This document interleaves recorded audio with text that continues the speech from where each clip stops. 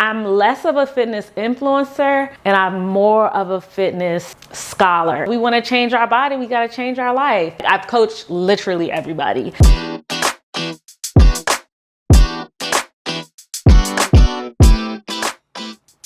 Okay, what's up, team? Welcome to Sweatin Out My Edges podcast, or for some of you, I'll say welcome back because this podcast is actually a relaunch.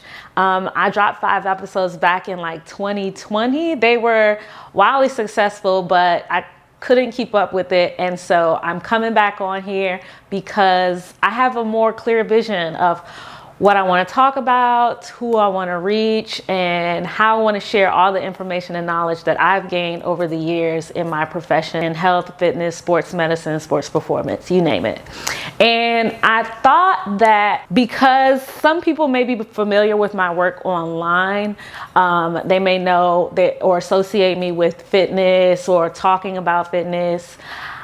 I know that there's a lot of information out there, and I think that it's important for us to establish some trust going into this so that you don't think that I'm just any other type of fitness influencer. I would say I'm less of a fitness influencer and I'm more of a fitness scholar. And I feel like that will make sense later because it sounds kind of pretentious, but it's actually not when you see what there is to back it up. So in today's episode, I want you all to get to know me a little better, why I call myself Coach 2 and what makes me a coach, what do I coach, things of that nature. And I guess we'll just start with my own fitness journey. So my fitness journey started in high school when I was a sophomore, actually. And it started when I joined my high school track and field team. I actually ran track and cross country. I was a distance runner. Shout out to all my distance runners. We the real MVPs. And I ran like the 800, the mile, again, cross country. Had a remarkable time, literally changed my life. Had the pleasure of running with some incredible teammates, had incredible coaches, and we won our school's first state championship as a track team during my senior year. So indoor and outdoor track and field, my senior year, we were large school state champions. And I think that was such a pivotal moment for me in the direction of, not just my fitness, but my life, because after we had such success, again, I had never thought about running on the next level or, being a collegiate athlete, but I was able to take that success into college. And fast forward, I ran 3 years of Division III track. Again, wonderful time. Met some people that I will, be connected to for the rest of my life. And the funny thing is, when I got to college, I actually switched events. Now, if you know anything about track, you know that you don't just switch events. Like, there has to be a real reason. And I feel like when I was in high school, our team was like the Avengers. We came from a large school. My high school was like 3,000 kids, but our team was pretty small. But we were so good, like it didn't matter, which is how we won states. But I thought that I was a good runner in high school, but when I got to college, our college team, the necessities were different. And so my coach in college was like, we think you can run sprints. And I was just like, I don't think so. Because up until that point, I had only ever run distance, but I changed my training group and I actually ended up running the 400, the 200, the 4x1. Again, I was never the fastest person, but I was the most hardworking. And I did have a real curiosity about how to become a better athlete, which is kind of what led me to choosing my major. So in undergrad, I majored in exercise science while I was competing on the track team. And I would just take these classes that I would absorb the knowledge from and like literally apply it on the track. So you know, in exercise science, you take classes like strength program design and exercise physiology and nutrition. And so I was learning all the things about, you know, how what I did in the weight room applied to the track. I was learning about, you know, what's going on with my heart and my lungs and my muscles. Like, why do they feel like that when I run or during, you know, these type of workouts versus these type of workouts. I was learning about nutrition, not just nutrition, like what to eat, but when to eat it and how much of it to eat. So macronutrients, nutrient timing, all things that I was able to like learn and study and then directly apply and then seeing the differences. Because again, I was never the fastest person on the track. My goal was to really just be better than I was before. And again, I ran much faster in college than I did in high school. And I probably attribute that to a lot of just learning while I was running, and not just learning from the coaches, but like actually learning in the classroom, the science behind exercise. You know, I didn't need a crystal ball to see that it was going to be my career. And when I got to the end of my exercise science program, one of the requirements for the program is to take a certification exam. And you take a certification exam from one of the like national certifying bodies. And I chose to take the Certified Strength and Conditioning Specialist exam through the National Strength and Conditioning Association. And it's not just like any other kind of test. It's really a gold standard. In our industry, you have to have a degree to sit for the test. It's not just some, you know, hunky-dory, you know, do 3 questions. Like it was hard.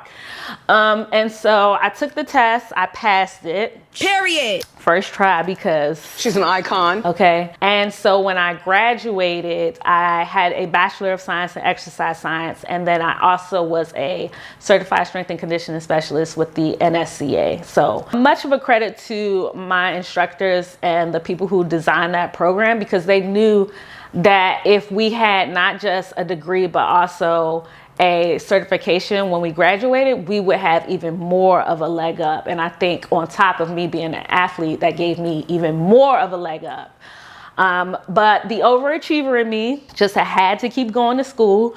And so I immediately went into a master's program, and I got a Master of Science in Kinesiology. I did my master's thesis, was very biomechanics focused. So I did a thesis project, investigation, study, whatever you want to call it. I had to do a project, I had to write a paper, I had to present it and defend it. And it was just, I was exhausted by the end of this program, y'all.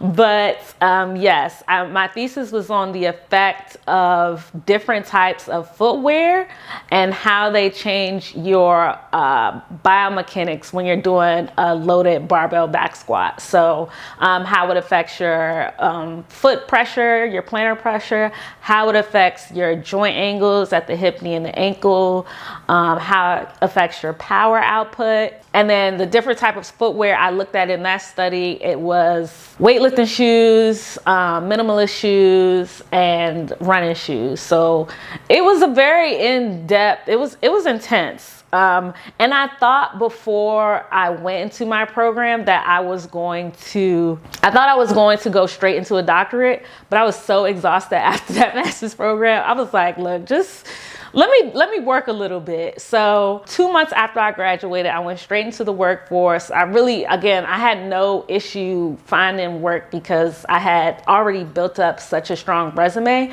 and I knew I wanted to coach. And I started coaching in the independent private school sector, worked a lot with elite youth athletes as a strength and conditioning coach, but I also did my fair share of coaching cross country and track and field.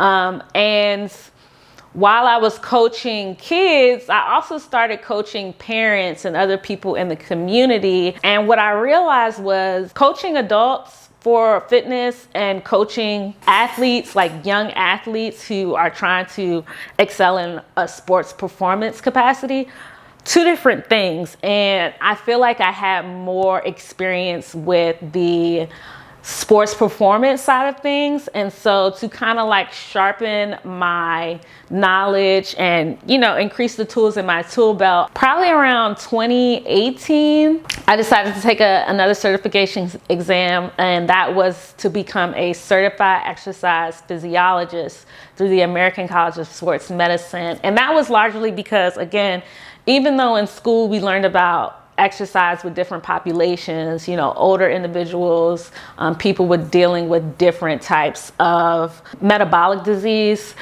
when I started actually coaching them, one-on-one or in group settings with adults, what I realized is that I just needed a better understanding of the ailments, the medical ailments they were going through, and that exercise physiologist certification kind of gave me a better understanding, helped me sharpen my knowledge about, okay, what are these metabolic diseases? How does exercise affect diabetes? And it's different for type 1 diabetics and type 2 diabetics, because type 1 is usually younger athletes, and that's a different conversation than type 2. But there were differences, and I had to figure out how to approach them differently. And not even just diabetes, hypertension, high cholesterol, things like that. And I think that once I became a certified exercise physiologist, I had a better understanding of how to deal with a different population. But at that point, I started to really recognize and see that exercise before for me was more so for physical activity, excelling wellness in how do I want to say this? From an athletic standpoint. When I started, working, I started to see it more from a medical, preventative medicine standpoint. And it made me more curious about, orthopedics and, exercise as medicine. So probably for the past 5 years, my career has pivoted towards sports medicine, orthopedic surgery, things of that nature, more of a clinical setting, because I think that exercise, and not even just exercise fitness professionals, when it comes to like personal trainers, strength and conditioning coaches, are so underutilized in a medical clinical setting.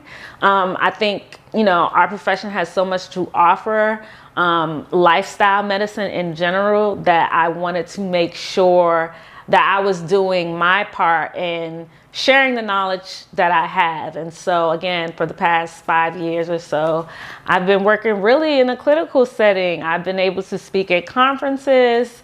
I've been able to, co-author papers published in medical journals. And it feels like I'm moving in the right direction. And, I'm grateful for that, because I've seen how my career has grown, from the track to the clinic. And all the different types of people that I've been able to coach. Again, I've coached your elite youth. I've coached your professional athlete. I've coached Jim from HR and Bob from accounting. Like, I've coached literally everybody. And I think with this podcast, I kind of want to just have a central location to answer some of the questions that I generally hear. My goal for this podcast is to be a resource for people to be able to come back to a place where they can get good, reliable information.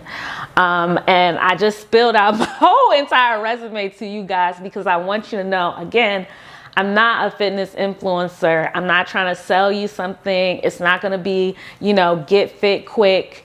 It's going to be more of a fit for life approach. And that means you may not see results in 1 month. You may not see results in 2 months. But our goal here is to figure out ways to change habits so that you can really start to build and adapt an active lifestyle, which is going to pay off way more in the long run than if I were to just give you some type of, 6-week, 8-week transformation program. It doesn't get to the root, right? We're not treating the symptom. We're treating, the actual underlying issue, which is, we want to change our body. We got to change our life. And I'm excited to coach you all through this. So Thank you for joining me here on Sweatin Out My Edges podcast. This podcast is going to be the health and fitness. Actually, it's going to be the physical education course you never knew that you needed.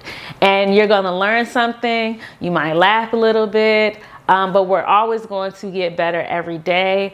And so I hope you'll join me next week when we start our Fit for Life series, where I talk about if I were just starting out on my fitness journey, these are the things that I would do. I hope you join me, and I hope that your next workout is worth sweating out your edges.